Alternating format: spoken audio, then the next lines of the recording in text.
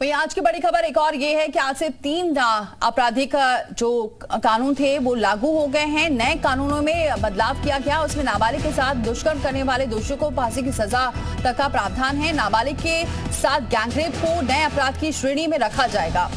राजद्रोह अब अपराध नहीं माना जाएगा। नए कानून में मॉब लिंचिंग के दोषियों को भी सजा दिलाने का प्रावधान किया गया है। इसमें यह कहा गया है कि अब 5 या उससे ज्यादा लोग जाति या समुदाय के आधार पर किसी की हत्या करते हैं या उन्हें आजीवन कारावास दी जाएगी। तो आज से ये नए कानून हैं जो लागू हो गए हैं। कानून के जो बड़े पॉइंट है ये भी आपको बता रहे हैं। 3 साल के अंदर पीड़ित को न्याय मिल जाएगा इससे, और तारीख पर तारीख से भी आजादी मिल जाएगी। भगोड़े अपराधी की गैर मौजूदगी में भी एफआईआर दर्ज होगी। इलेक्ट्रॉनिक तरीके से दायर होगी शिकायत, जिससे राहत मिलेगी। मयूर शुक्ला हमारे साथ जुड़ चुके हैं। मयूर, अब आज से नए कानून अब लागू हो रहे हैं और इससे जो मुख्य बिंदु है, इससे ये देखने में को मिल रहा है कि काफी कुछ अब राहत मिलने वाली है लोगों को।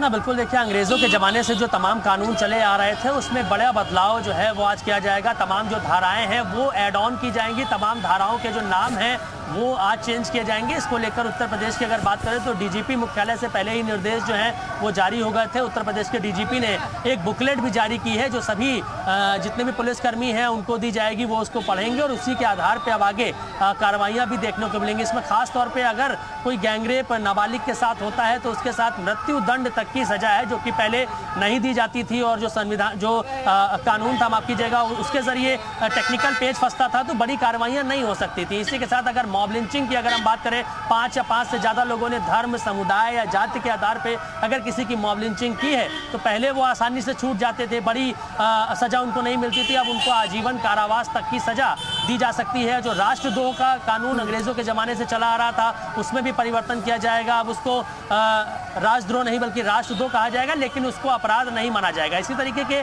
तमाम ऐसे कानून हैं जो कि जनता से जुड़े हुए हैं, जो कि उनके उत्थान से जुड़े हुए हैं, उनकी बेहतरी से जुड़े हुए हैं। और जो अपराधी है उसको सख्त से सख्त कार्रवाई मिले, माफ कीजिएगा, उसके ऊपर सख्त से सख्त कार्रवाई हो, उसको दंडित किया जा सके। इसको लेकर भी जो कानून में आज परिवर्तन किया जाएगा, पूरी तैयारी उत्तर प्रदेश में कर ली गई है। पहले से ही जानकारी सभी को दे दी गई थी और अब आज से ये कानून लागू हो जाएगा पूरे प्रदेश में। मयूर, ये भी जानकारी मिल रही थी जो तैयारियां की गई है उसमें एक बुकलेट भी तैयार की गई है जिससे कि लोगों को भी इसके बारे में जानकारी मिल सके, क्योंकि चेंजेस तो हुए हैं लेकिन कई बार ऐसा होता है कि चेंजेस लोगों तक नहीं पहुंच पाते हैं। ऐसे में उनको किस तरीके की उन्हें कैसे जागरूक किया जाएगा, क्या व्यवस्था की गई है? देखिए, उत्तर प्रदेश पुलिस ने डीजीपी मुख्यालय में इसको लेकर एक वृहद कार्यक्रम भी किया था। इसको लेकर चर्चाएं भी मीडिया के जरिए भी हुई थी। मीडिया से भी बातचीत हुई थी कि कैसे इसको जनता के बीच में लेकर जाना है, इसका विस्तार करना है। और बुकलेट जारी की गई है, सिर्फ पुलिसकर्मियों के लिए नहीं बल्कि उस बुकलेट का इस्तेमाल कोई भी कर सकता है। और जो बदलाव हुआ है, चाहे वो लॉ के स्टूडेंट्स हैं, उनको भी इन चीज़ों को पढ़ना पड़ेगा। तो ये बुकलेट सभी के लिए है। तो उसके आधार पर हमारे साथ एक गेस्ट जुड़ चुके हैं, एडवोकेट दिलीप यशवर्धन जी, जो कानून के जानकार है। बहुत स्वागत है दिलीप जी हमारे साथ जुड़ने के लिए। सर, आज से नए कानून लागू हो गए हैं, किस तरह से इसे देख रहे हैं और कितना इससे अब जनता को फायदा होने वाला है? दीपाली जी, जब भी कुछ नया होता है तो हम आशान्वित होते हैं कि वो समाज में कुछ ना कुछ बदलाव जरूर लेकर के आएगा, स्पेशली जब कानून की बात होती है। और डेफिनेटली ये समाज में बदलाव लेकर के आएगा, क्योंकि इस कानून में बहुत सारे ऐसे बदलाव किए गए जो समय की मांग थी। क्योंकि 51 साल पहले जो कानून बना गए थे, उसके पहले जो कानून बनाए गए थे वो उस समय के हिसाब से बनाए गए थे। तब टेक्नोलॉजिकल डेवलपमेंट इतना ज़्यादा नहीं था। और अब सारे इस कानून में सारे टेक्नोलॉजिकल एविडेंसेस को, टेक्नोलॉजी को इंक्लूड करके सारे प्रावधान किए गए हैं। और सबसे अच्छी बात जो अब तक हमारे न्याय व्यवस्था में नहीं थी, time boundation, time limit for disposal of the cases.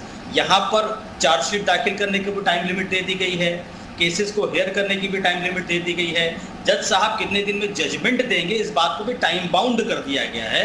तो अब ये उम्मीद करी जाएगी कि नाउ ऑनवर्ड्स, आज ऑनवर्ड जो केसेस लॉन्च किए जाएंगे उनमें कम से कम पेंडेंसी उतनी नहीं रहेगी जितनी अब तक हुआ करती थी, जिसकी वजह से न्याय व्यवस्था पर हमेशा सवाल खड़े होते थे। बच्चों को लेकर के, महिलाओं को लेकर के बहुत सारे प्रावधान किए गए हैं और उनको पहले लाया गया है। पहले महिलाओं को लेकर के अपराध बाद में होते थे, अब उनको पहले कर दिया गया है। और प्लस इसको न्याय संहिता कहा गया, यानी कि अब हम न्याय पर विशेष ध्यान देंगे, भारतीय सरकार की मंशा है। सर और भी आसान भाषा में समझेंगे, क्योंकि हम अभी ये दिखा तो रहे हैं कि ये धारा ये बदल गई है, ऐसे बदल गई है, लेकिन एक आम जनता कैसे समझ पाए, कैसे उनको आप समझाना चाहेंगे? हालांकि आपने बहुत अच्छी बात कही है कि अब जो सबसे ज़्यादा लोगों की समस्या होती थी वो यही होती थी कि सही टाइम पर निराकरण नहीं होना या फिर केस बहुत ज़्यादा पेंडिंग हो जाना। इसको लेकर और थोड़ा डिटेल में बताइए। देखिए, जनता कैसे समझेगी ये बहुत बड़ा यक्ष प्रश्न है, क्योंकि जनता अभी भी कानूनों को नहीं समझती थी, लेकिन जनता को समझना बहुत ज़रूरी है। मेरा अपना ये पर्सनल स्टेटमेंट है कि जो लॉ बनते हैं वो फॉर द पीपल ही बनते हैं। न्यायालय का काम उसका जजमेंट देना है और वकीलों का काम उस कानून का इंटरप्रिटेशन करना है, लेकिन एक्चुअल में जो कानून को समझने की ज़रूरत है वो जनता को समझने की ज़रूरत है। जब जनता समझ पाएगी तो अपराध भी कम होंगे, और अपराध होंगे तो उनका सही तरीके से निस्तारण भी हो पाएगा। जैसे अब ई फाइलिंग पर, EFIR पर काफ़ी प्रावधान कर दिए गए हैं। तो पहले कई बार होता था कि आदमी थाने जाने से डरता था, तो अब जनता को जागरूक होने की ज़रूरत है। कोई अपराध हो रहा है तो उसके साथ EFIR का प्रावधान है। 0 FIR का प्रोविजन पहले महिलाओं के लिए हुआ करता था, अब ये प्रोविजन सबके लिए कर दिया गया है। और जनता ज़्यादा से ज़्यादा एजुकेट हो इन सारे प्रावधानों से। इसके लिए ज़रूरी है कि सरकार एजुकेशनल ड्राइव चलाए। जैसे कॉलेजेस में जो बच्चे हैं, जो ग्रेजुएशन करने वाले बच्चे हैं, उनके बीच में जागरूकता अभियान चलना चाहिए। जनता के मासेस, जनता में भी ये अभियान चलना चाहिए, और इसमें सहभागिता सरकार के साथ साथ जो वकील होते हैं, क्योंकि वकीलों को सोशल इंजीनियर भी कहा जाता है, तो वो सोशल इंजीनियरिंग को दिखाने का असली समय यही है। और साथ साथ जो NGOs हैं जो महिलाओं पर, बच्चों पर, कानून पर काम करती है विशेषता, उनके लिए भी अभी एक ड्यूटी बन गई है कि वो समाज में इस कानून की जागरूकता फैलाएं, क्योंकि जब तक जागरूकता नहीं फैलेगी, जब तक ठीक तरीके से अवेयरनेस नहीं होगी, तब तक इस कानून का ऑप्टिमम यूटिलाइजेशन वैसे नहीं हो पाएगा जैसा सरकार ने बनाते समय मंशा करी। और अगर हम बात करें दिलीप जी पुलिस व्यवस्था की, क्योंकि कई बार बहुत सारी ऐसी शिकायतें आती थी कि पुलिस FIR नहीं लिख रही है, या फिर कई मामले अब हम देख रहे हैं ये ऑनलाइन होंगे, तो अब जब ऑनलाइन हो जाएगा तो कितना फ़ायदा इससे मिलेगा और कितनी ज़्यादा और इसमें मजबूती आएगी कानून व्यवस्था में?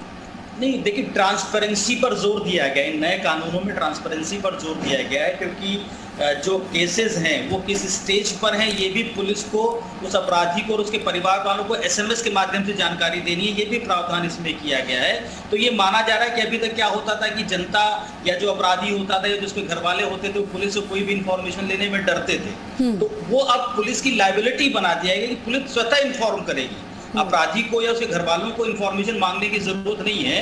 अब ये एक लीगल प्रोविजन बन गया है। पहला ऐसा कोई प्रावधान नहीं था।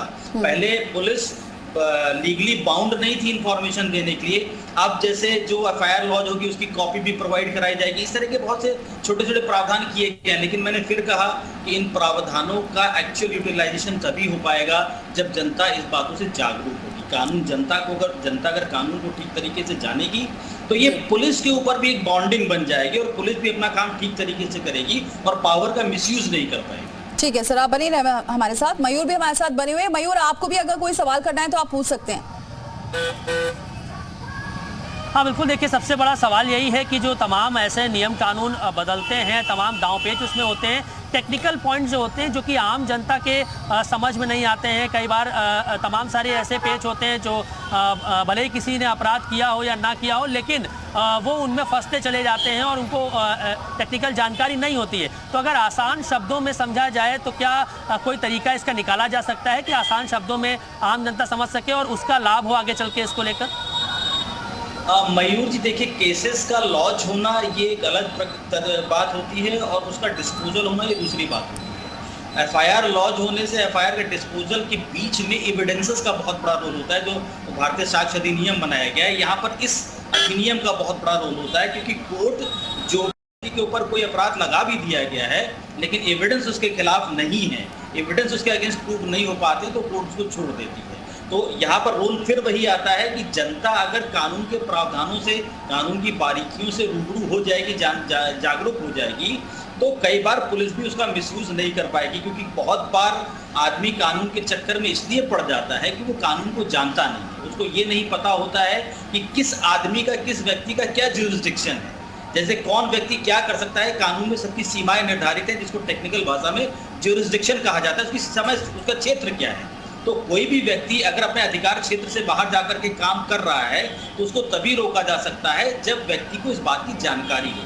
तो कानून की जागरूकता जितना ज़्यादा फैलेगी, हमारा समाज उतना ज़्यादा सशक्त बनेगा और कानूनों का इस्तेमाल उतने ही अच्छे तरीके से हो पाएगा। बहुत शुक्रिया दिलीप जी हमारे साथ जुड़ने के लिए और आसान शब्दों में दर्शकों को ये जानकारी देने के लिए। बहुत शुक्रिया मयूर आपका भी हमारे साथ जुड़ने के लिए।